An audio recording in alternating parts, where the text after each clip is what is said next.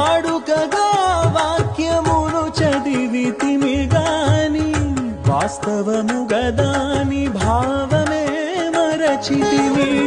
ఆచారముగా ఆలయమేగితిమి గాని ఆచారముగా ఆలయమేగితిమి గాని ఆచరణలో ఆజ్ఞలను విడచితిమి.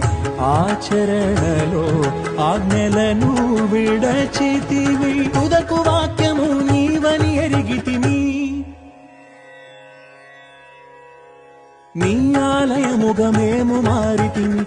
యేసు అంజలి ఘటించినాము. అందరి మనసులలోని చీకటుల హరించి తరింప చేయగా నీ సుందర పదముల ముందరమే మందరము యేసు.